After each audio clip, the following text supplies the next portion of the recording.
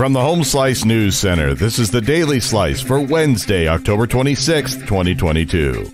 I'm D-Ray Knight. This is what's going on.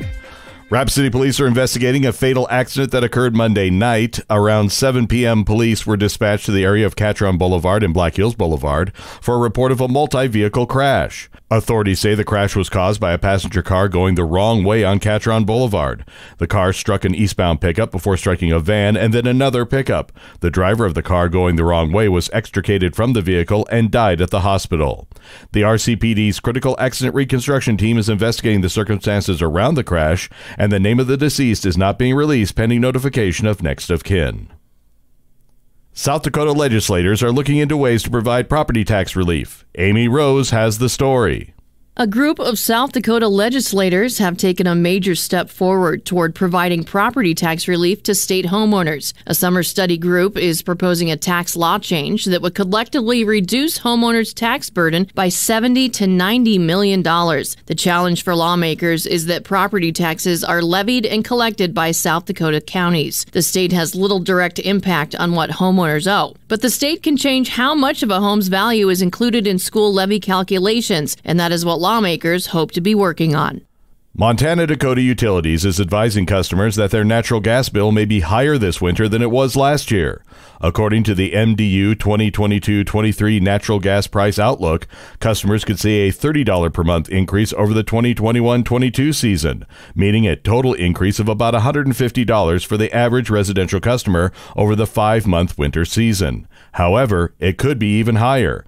MDU says if the weather is 10% colder than average, customers can see about a $200 or $40 per month increase.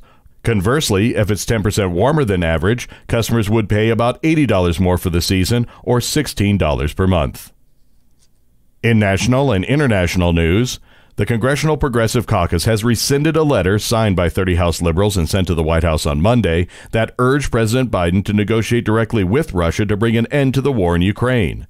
In the wake of the letter's release, Democrats and Ukrainian officials argued that it was unrealistic to negotiate with Russian President Vladimir Putin.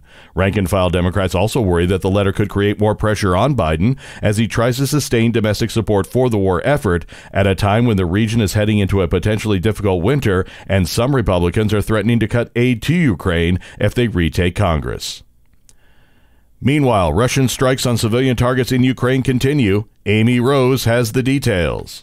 Russia has targeted more than 40 villages around Ukraine over the past day, killing at least 2 more people and sustaining the terror that forces people into air raid shelters each night. The developments come as fears are growing that Russia, facing setbacks on the battlefield, could try to detonate a so-called dirty bomb, which uses explosives to scatter radioactive waste in an effort to sow terror. Meanwhile, Russia's defense minister on Wednesday called his counterparts from India and China to convey Moscow's concern about a purported Ukrainian plan to use such a dirty bomb, that claim been refuted by Ukraine and the West.